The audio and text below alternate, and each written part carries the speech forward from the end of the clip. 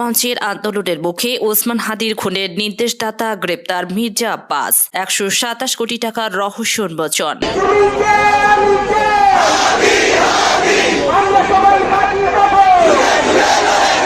ইনকিলাব মঞ্চের মুখপাত্র ওসমান হাদিকে হত্যা চেষ্টার ঘটনায় বিএনপির স্থায়ী কমিটির সদস্য মির্জা আব্বাসকে আটক করেছে র্যাব।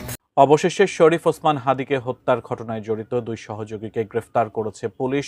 ভারতের মেঘালয় পুলিশের হাতে ধরা পড়েছেন তারা, এমনটাই জানিয়েছে ঢাকা মহানগর পুলিশ। সেই সাথে প্রথমবারের মতো হাদি হত্যাকাণ্ডের মূল হোতা ফয়সালকে নিয়ে আটকে ওঠার মতো তথ্য দিয়েছে ডিএমপি। আসসালামু আলাইকুম প্রিয় দর্শক, ভিডিওর শুরুতে কিছু ভিডিওর অংশ বিশেষ দেখেছেন, দেখে বুঝতে পেরেছেন আজকের এই ভিডিওটা কতটা গুরুত্বপূর্ণ হতে যাচ্ছে। দর্শক, ভিডিওটি না টেনে সম্পূর্ণ দেখবেন, আর আমাদের চ্যানেল নতুন হয়ে থাকলে চ্যানেলটি সাবস্ক্রাইব করে নেবেন। দর্শক, চলুন ধারাবাহিকভাবে এক এক করে ভিডিওগুলো দেখে আসি।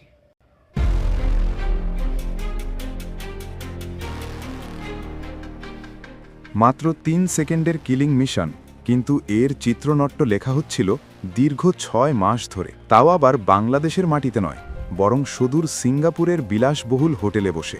চোখের পলকে ঘটে যাওয়া হাদির হত্যাকাণ্ড কি কেবলই রাজনৈতিক প্রতিহিংসা, নাকি এর পেছনে ঘাপটি মেরে আছে ক্ষমতার পালাবদলের এক গভীর আন্তর্জাতিক ষড়যন্ত্র? প্রশাসনের কাছে এই মামলাটি এখন রীতিমতো গলার কাঁটা হয়ে বিঁধে আছে। তদন্তের গভীরে নামতেই বেরিয়ে আসছে একের পর এক হাড় হিম করা তথ্য, যা শুনে সাধারণ মানুষের পিলে চমকে যেতে বাধ্য। আপাতদৃষ্টিতে মনে হতে পারে এটি পাড়া মহল্লার কোনো সাধারণ কোন্দল, কিন্তু আসলে এটি ছিল 7 সমুদ্র পাড়ে বসে কলকাঠি নাড়ার এক বিশাল দাবার চাল। এই পুরো অপারেশনের ব্লুপ্রিন্ট তৈরি করা হয়েছিল 1000 মাইল দূরে সিঙ্গাপুর আর মালয়েশিয়া সীমান্তে বসে। মাস্টারমাইন্ডরা জানত দেশের মাটিতে বসে এমন হাই প্রোফাইল তার ছক কষলে তা মুহূর্তেই খাস হয়ে যেতে পারে, তাই তারা বেছে নিয়েছিল বিদেশের নিরাপদ আস্তানা। এই কিলিং মিশনের প্রধান চরিত্র শুটার ফয়সাল করিম মাসুদ। সমাজের মানুষের কাছে সে নিজেকে পরিচয় দিত একজন আইটি উদ্যোক্তা বা সফল ব্যবসায়ী হিসাবে, অথচ এই ভদ্রলোকী মুখোশের আড়ালেই লুকিয়েছিল এক ভয়ঙ্কর পেশাদার খনি।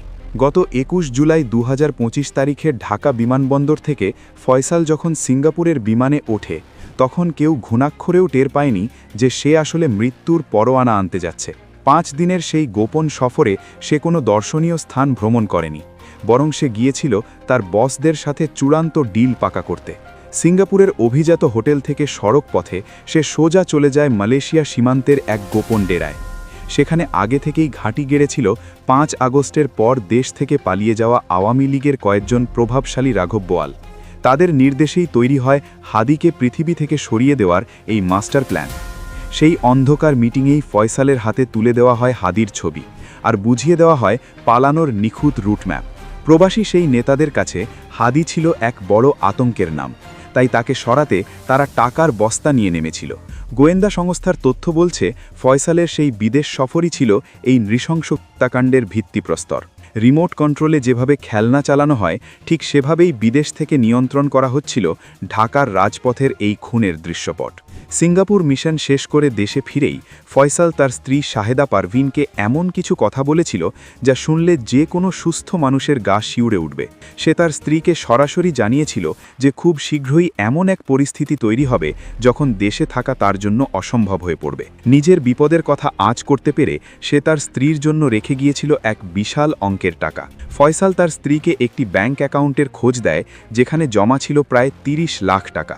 সে পরিষ্কার ভাষায় বলে গিয়েছিল যে তার কিছু হয়ে গেলে এই টাকা দিয়েই যেন সংসার চলে। তদন্তকারীদের মতে এই 30 লাখ টাকা ছিল হাদিকে তার সুপারি মানি বা অগ্রিম পারিশ্রমিক। পুরো কাজের জন্য আসলে কত কোটি টাকার ডিল হয়েছিল তা এখনও রহস্যের চাদরে ঢাকা।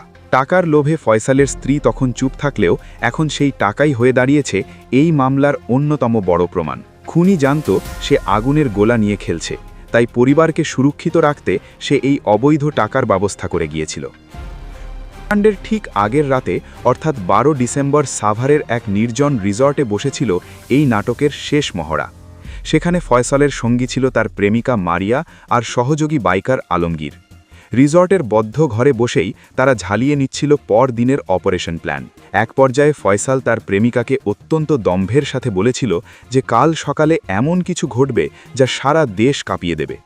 প্রেমিকার জবানবন্দিতে উঠে এসেছে ফয়সালের সেই রাতের হিংস্র রূপ, যে তখন ছিল এক জলজন্ত শয়তান, যে ঠান্ডা মাথায় মানুষ মারার প্রস্তুতি নিচ্ছিল। তার সেই হাড় হিম করা ভবিষ্যৎবাণী যে কতটা সত্য ছিল তা পরদিন শাহবাগের রক্তমাখা রাজপথ প্রমাণ করেছে। কোনো আবেগ বা অনুশোচনা নয়, বরং নিখুঁত নিশানায় হাদিকে শেষ করে দেওয়াই ছিল তার একমাত্র লক্ষ্য।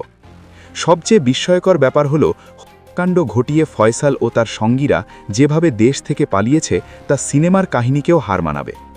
প্রশাসন যখন হাদিকে বাঁচাতে হাসপাতালে ছুটছে আর উত্তেজিত জনতা রাজপথে স্লোগান দিচ্ছে, ঠিক সেই সময়ে পাড়ি দিচ্ছিল সীমান্তের কাঁটাতার। এক কথায় একে বলা যেতে পারে মাস্টারমাইন্ডের সাজানো রেড কার্পেট। এরপরেই তদন্তে উঠে এসেছে যুবলীগ নেতা বাপ্পির নাম, যার ইশারায় সীমান্তের সব দরজা খুলে গিয়েছিল।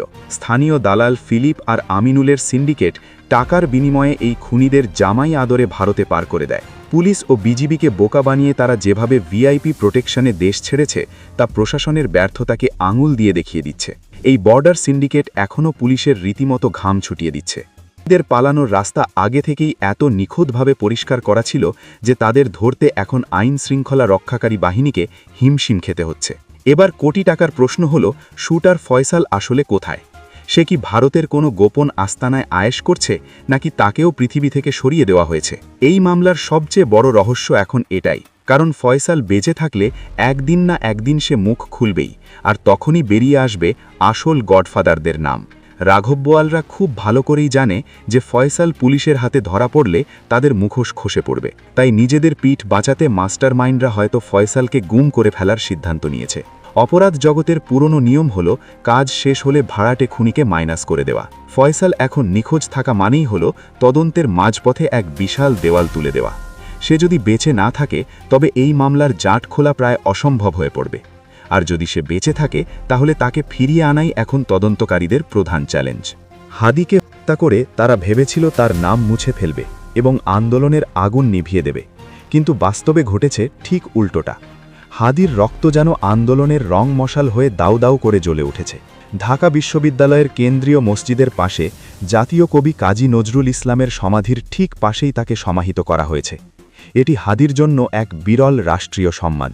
বিদ্রোহী কবির পাশে শুয়ে আছেন আরেক বিদ্রোহী, যিনি আজীবন আধিপত্যবাদের বিরুদ্ধে লড়াই করে গেছেন। শাহবাগের মোড়কে এখন ঘোষণা করা হয়েছে শহীদ ওসমান হাদি চত্বর হিসাবে। কোটি তরুণের হৃদয়ে হাদি এখন এক অবিসংবাদিত বিপ্লবের প্রতীক। মাস্টারমাইন্ডরা হয়তো হাদির মাথাটাকে বুলেট দিয়ে ঝাঁঝরা করে দিয়েছে, কিন্তু তার আদর্শকে স্পর্শ করতে পারেনি, বরং তার মৃত্যু হাজারো তরুণের মনে নতুন করে প্রতিবাদের আগুন জ্বালিয়ে দিয়েছে। সিঙ্গাপুরের সেই গোপন মিটিং থেকে শুরু করে হালুয়াঘাটের বর্ডার পার হওয়া পর্যন্ত প্রতিটি ধাপে ছিল এক নিখুঁত আর ঠান্ডা মাথার পরিকল্পনা। কোটি কোটি টাকার ডিল এবং যুবলীগ নেতার বর্ডার সিন্ডিকেট সবকিছু মিলিয়ে এটা পরিষ্কার যে হাদি হত্যাকাণ্ডের পেছনে জড়িত আছে অনেক বড় কোনো অশুভ শক্তি। যে মাস্টারমাইন্ড এই পুরো ছক এঁকেছে সে এখনও ধরাছোঁয়ার বাইরেই থেকে যাচ্ছে। হতে পারে সে আপনার আমার কল্পনারও বাইরের কোনো ক্ষমতাধর ব্যক্তি। এই মূল খলনায়কের ঠিকানা পাওয়া যেতে পারে শুধুমাত্র শুটার ফয়সালের মাধ্যমে। কিন্তু ফয়সাল যদি বেঁচে না থাকে তবে সেই নাম হয়তো চিরকাল অন্ধকারের অতলে হারিয়ে যাবে। তদন্তকারী কর্মকর্তারা এখন হন্যে হয়ে ফয়সালের খোঁজ করছেন। প্রযুক্তির সাহায্য নিয়ে এবং আন্তর্জাতিক গোয়েন্দা সংস্থার সাথে যোগাযোগ করে তারা ফয়সালের অবস্থান শনাক্ত করার আপ্রাণ চেষ্টা চালাচ্ছেন। এবার দেখার বিষয় প্রশাসন কত দ্রুত এই আন্তর্জাতিক ষড়যন্ত্রের জাট খুলতে পারে। শুটার ফয়সালকে জীবিত ধরে আনাটাই এখন প্রধান লক্ষ্য।